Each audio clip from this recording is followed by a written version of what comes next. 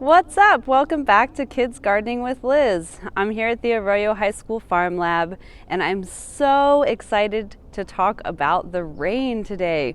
We finally got some much needed rain here in Southern California, and it broke our really intense heat wave we've been having. I know the plants are happy, the animals, birds, and insects are happy.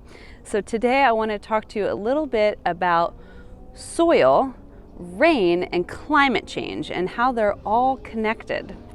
So a concept we talked about a while ago with kids gardening is hydrophobia. So hydrophobia is when the soil gets so dry that it doesn't have anything living left in it. So no living bacterias or living little creatures inside the soil.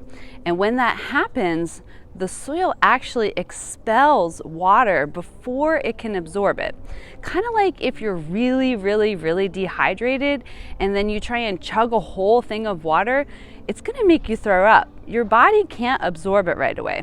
So plants are the same way. If they don't have rain for a really long time, and then all of a sudden they get a huge downpour really hard all at one time, that's what causes flooding. The plants in the soil literally cannot absorb the water fast enough.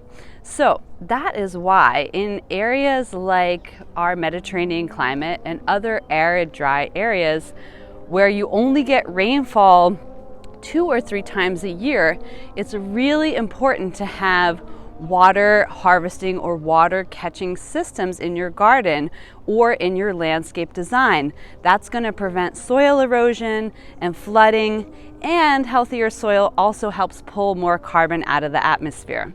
So one of my favorite techniques that we use is a bioswale. That's literally just a dry creek bed that helps the water permeate slowly down. So as you can see, we use wood and gravel to capture the water and help it filter down. Now, nature does this all on its own, but of course, when we're designing our gardens and landscapes, we want to keep this in mind.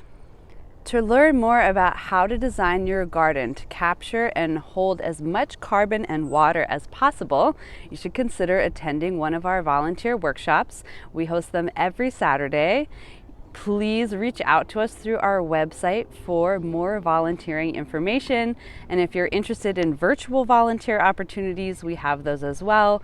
Reach out to me at echristy@ecourbangardens.org. We hope to hear from you, and we love talking about these essential conversations. Thanks so much, and have a great rest of your week.